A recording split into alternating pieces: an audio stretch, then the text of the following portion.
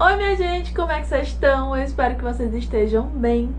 Bem-vindos a mais um vídeo aqui no canal. E se você é novo por aqui, caiu de paraquedas, eu sou a Anne, eu costumo falar sobre casos criminais reais, casos solucionados, não solucionados, casos misteriosos. Então se você gosta desse tipo de conteúdo, se inscreve aqui, ativa o sininho para você não perder nenhum vídeo novo. Deixe seu like que você vai ajudar muito o canal a crescer. E compartilha com aquela pessoa que você sabe que vai gostar também. Então, dito isso, bora pro vídeo. Jennifer Pan nasceu dia 17 de junho de 1986 em Markham, Ontário, no Canadá. Filha de Bic e Han Pan. Ela também tinha um irmão 3 anos mais novo chamado Félix. Os seus pais eram vietnamitas que se refugiaram no Canadá, onde eles se conheceram e se casaram em Toronto. Os pais da Jennifer trabalhavam em uma fábrica de autopeças, os dois trabalhavam no mesmo lugar. E a família tinha uma vida humilde, sem muitos luxos. Isso porque tanto a Bic quanto o Ham, eles tentavam juntar dinheiro para comprar uma casa grande, uma casa dos sonhos, que eles sempre tiveram vontade de ter. O que eles conseguiram em 2004, eles conseguiram comprar uma casa grande com uma garagem para 2 carros. E além disso, o casal também tinha conseguido um patrimônio no banco de em torno de 200 mil dólares. Então, após muito trabalho duro e anos de esforços e sacrifícios, então eles exigiam muito dos 2 filhos, tanto do Félix quanto da Jennifer, o que gerava muita pressão. Eles tinham muita expectativa que os filhos fossem pessoas muito bem-sucedidas, que os filhos estudassem bastante, que fossem pessoas financeiramente bem. Aos 4 anos, a Jennifer começou a ter aulas de piano e ela se mostrou uma criança muito talentosa. E ao mesmo tempo, ela também entrou para a patinação artística e ela gostava muito das aulas. Antes que pudesse crescer na área, sua breve carreira foi interrompida quando ela machucou o joelho, o que a impediu de seguir na patinação.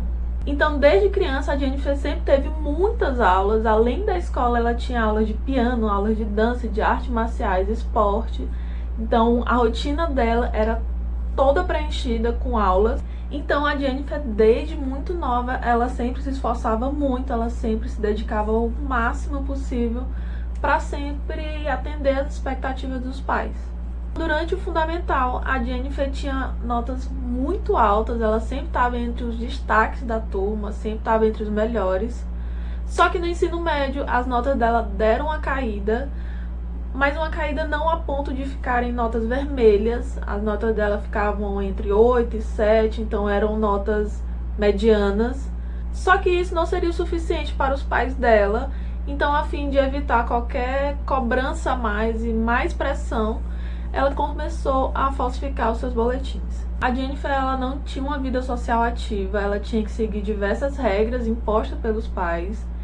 Então, ela não poderia ir para festas, ela não poderia ter um namorado. Dificilmente ela conseguia ir para casa de algum amigo, algum colega. Então, ela era bem monitorada. Os pais sempre buscavam e deixavam ela tanto na escola quanto nas outras atividades extracurriculares que ela tinha. Então, todo o tempo livre que ela poderia ter durante a semana, final de semana, nas férias, era voltado para estudos, atividades mais produtivas. No 3º ano do ensino médio, a Jennifer, ela conheceu um rapaz que era 1 ano mais velho do que ela, chamado Daniel Wong. E naquele mesmo ano, eles começaram a namorar em segredo. E sendo seu último ano no colégio, a Jennifer, ela foi aceita em uma universidade, apesar de algumas notas dela estarem um pouco mais baixas. Ela foi aceita, só que ela acabou reprovando em uma matéria de cálculo. Então a universidade acabou retirando a oferta dela. E junto com isso, ela acabou também não se formando no ensino médio, mas mesmo assim, ela continuou falsificando diversos boletins e mostrando para os pais como se nada tivesse acontecendo. A Jennifer falou para os pais que faria 2 anos de ciência em uma universidade e depois tentaria transferência para a Universidade de Toronto para fazer farmacologia.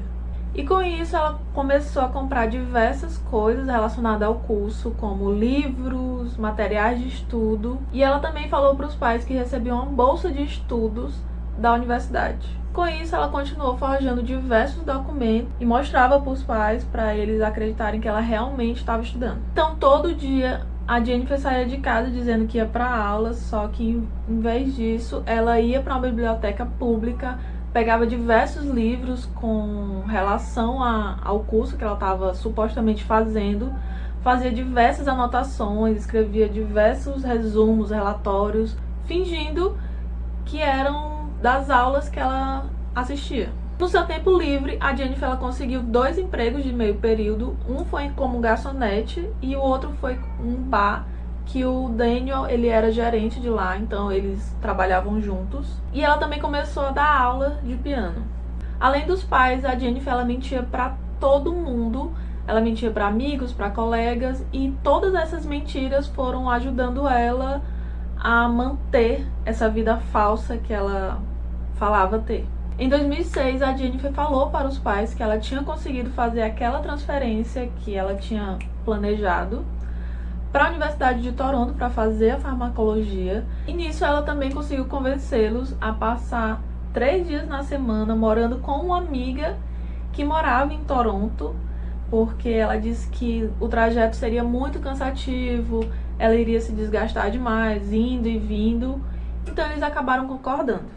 Só que ao invés dela ficar na casa dessa amiga, ela passava esses 3 dias da semana com o Daniel na casa dos pais dele, e lá ela inventava outra história, dizendo que os pais dela sabiam de tudo, que estava tudo bem, que eles concordavam. E em 2008, que seria o ano de formatura da Jennifer, ela, juntamente com o Daniel, conseguiram uma pessoa para falsificar toda a sua documentação, boletins, tudo da universidade, para entregar para os pais dela, para eles confirmarem que ela realmente estava se formando. E logo em seguida ela contou para eles que ela ia começar a trabalhar como voluntária em um laboratório de exame de sangue, e que nesse trabalho ela teria que fazer alguns plantões durante o final de semana à noite. Só que a Jennifer ela não tinha nada com o nome dessa empresa, ela não tinha uma farda, ela não tinha um crachá, ela não tinha nenhuma identificação, né, nas coisas dela. Então isso começou a despertar uma desconfiança nos pais. Então, como eles iam deixar e buscar ela todos os dias no trabalho, em uma noite que eles foram deixar ela, a mãe dela decidiu seguir ela até dentro do laboratório, e quando ela percebeu que ela estava sendo seguida, a Jennifer ela entrou no laboratório, meio que se escondeu em alguma das salas de espera que tinha lá e ficou esperando até a mãe dela sair. Então no dia seguinte eles decidem ligar para a amiga da Jennifer, que ela supostamente morava com ela em Toronto e passava os 3 dias da semana lá. E essa amiga falou que a Jennifer nunca morou com ela e que ela também não sabia onde é que a Jennifer estava. E depois de descobrirem mais essa mentira, os pais dela ficaram furiosos com ela. Então eles tiraram o celular e o notebook. Ela não poderia usar eles e só usaria depois de 2 semanas de castigo, e seria ainda sob supervisão.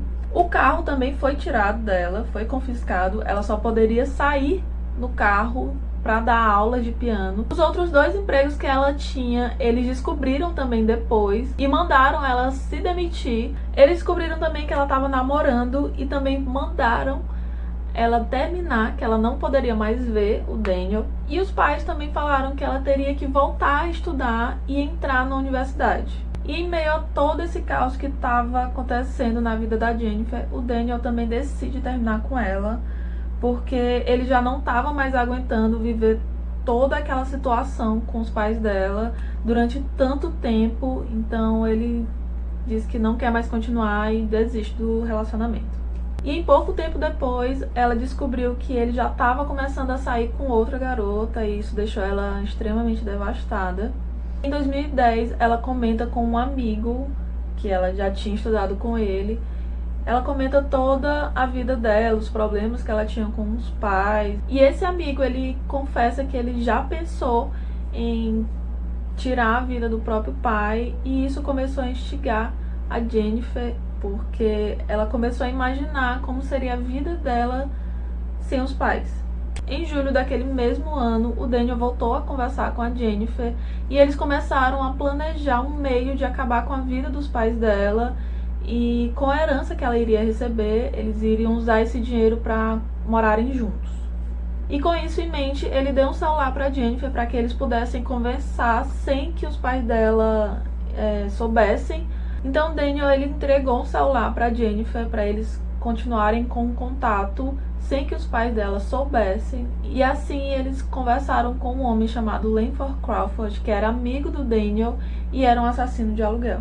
E o Langford, ele disse que cobraria só $10.000 para fazer o serviço, já que a Jennifer era amiga do Daniel, que também era amigo dele. E assim eles começam a se planejar para o dia do assassinato. No dia 8 de novembro de 2010, já era noite, então o Ham, o pai da Jennifer, ele decide subir para se deitar no seu quarto. Pouco tempo depois, a Becky chega de uma aula de dança que ela fazia, ela se troca e vai para a sala assistir um pouco de TV. O irmão mais novo, ele já não estava em casa, ele estava fazendo faculdade em outra cidade, então naquela noite só estavam os três. Depois que ela percebe que a mãe já chegou, a Jennifer ela desce, dá boa noite pra mãe, abre a porta principal da casa, a porta da frente. Então ela volta pro primeiro andar, liga a luz do escritório e assim ela sinaliza para os homens entrarem dentro da casa. Então pouco tempo depois, 3 homens armados entram na casa, um aponta a arma para a cabeça da Becky, o outro sobe pro primeiro andar, vai até o quarto, pega o Ham, que já estava dormindo, e desce com ele também apontando a arma para ele. Os 4 descem até o porão, enquanto o terceiro homem ele sobe para falar com a Jennifer. Então a Jennifer ele entrega uma quantia em dinheiro, ele amarra ela na escada, deixa ela amarrada no corrimão da escada, no andar de cima, e desce também. No porão, os outros 2 homens estavam pedindo dinheiro, ameaçando e gritando com o casal, até que o terceiro chega, eles cobrem a cabeça dos 2 e atiram. O Ham, ele recebe 2 tiros, enquanto a Becky recebe 3 tiros na cabeça. E depois dos tiros, eles saem imediatamente da casa e a Jennifer faz a ligação para a emergência. Na ligação, a Jennifer ela tá muito desesperada. Ela fala com a atendente que entraram 3 homens armados na casa dela, pegaram todo o dinheiro que tinha na casa, machucaram os pais dela e fugiram e que ela precisava de ajuda. Só que durante a ligação acontece uma coisa que estava totalmente fora dos planos. O pai da Jennifer, o Ham, ele sobrevive aos 2 tiros. Ele começa a gritar pedindo socorro e, se arrastando, ele consegue sair de dentro de casa. E lá fora ele encontra um vizinho que rapidamente presta socorro para ele, liga para a emergência. E assim que a emergência chega, ele é levado para o hospital e a polícia já está lá. Então a Jennifer é levada para a delegacia para dar o seu primeiro depoimento. E lá ela conta a mesma versão que ela contou para a atendente. Ela conta que 3 homens armados entraram dentro da casa dela, fizeram os 3 de reféns, prenderam ela no corrimão, amarraram ela no corrimão da escada e levaram os pais dela pro porão e ficaram pedindo dinheiro e coisas de valor. E pouco tempo depois que eles desceram, ela fala que ouviu tiros e eles saíram fugindo. Então, com o decorrer da investigação, a polícia pede para Jennifer prestar outro depoimento, porque eles queriam saber como que ela tinha feito a primeira ligação para emergência. Já que ela estava amarrada na escada, eles queriam entender como que ela conseguiu fazer, queria que demonstrasse. Ela mostrou como que ela conseguiu fazer a ligação. E nesse momento a polícia viu que poderia ter acontecido mesmo. Quando a investigação começou, eles acharam muito estranho o fato dos 3 ladrões terem ignorado várias coisas de valor dentro da casa, como os carros caros da Becky e do Ham, os eletrônicos que tinha na casa, que também eram de fácil acesso, de dinheiro, de joias, de coisas de valor que estavam meio que expostos na casa e nada foi pego, simplesmente ignorado pelos 3 ladrões. Então isso era muito estranho. Outro ponto também que a polícia ficou meio que desconfiada foi o fato deles conseguirem entrar pela porta da frente da casa, sendo que normalmente fica tudo fechado, então não tinha nenhum sinal de arrombamento. Como que eles saberiam que a porta da frente estaria aberta naquela hora, naquela noite? E isso despertou ainda mais dúvida. E além de todas essas coisas, a polícia também não conseguia entender o porquê que dos 3, a Jennifer era a única que estava ilesa, já que ela seria uma potencial testemunha para identificar todos os 3. Não fazia sentido que eles matassem 2 e deixassem um para trás. E nisso a polícia foi perguntando, foi questionando a Jennifer, e ela ia inventando várias coisas que no final não fazia muito sentido para a história em geral, meio que evitando uma possível investigação mais detalhada. Então, com toda essa desconfiança, a polícia decidiu monitorar a Jennifer. Então eles tinham sempre gente acompanhando todos os passos dela, e no funeral da mãe dela eles perceberam que ela não demonstrava muita emoção, ela não chorava, ela não parecia estar se importando muito com toda aquela situação, e quando ela tentava expressar algum sentimento parecia muito superficial. E outra coisa que também instigou muito a polícia foi o fato que durante a ligação para a emergência que a Jennifer tinha feito, eles ouviram o Ham por trás pedindo socorro, só que ele não foi verificar a filha. Ele simplesmente saiu da casa, foi procurar ajuda fora e nem sequer tentou ver se a filha estava bem, o que é que tinha acontecido com ela. E isso era muito estranho, porque normalmente o pai iria se preocupar primeiro com a filha e depois o resto. No dia 12 de novembro, o Ham, ele sai do coma induzido e milagrosamente ele sobrevive a todo o ataque. Então a polícia vai atrás do Ham para ver se ele lembra alguma coisa, se ele consegue se recordar das pessoas, dos assassinos. E o Ham fala que ele lembra de tudo o que aconteceu naquela noite. Inclusive, a versão dele é totalmente diferente da filha. E o Ham, ele fala que desde o início a filha nunca foi amarrada. Ele inclusive viu a Jennifer andando com os ladrões dentro da casa e conversando com eles. Então ele deduziu que ela já conhecia os ladrões. E isso desmentia totalmente o depoimento da Jennifer naquela noite. Então no dia 22 de novembro, a Jennifer ela foi chamada para o seu terceiro depoimento.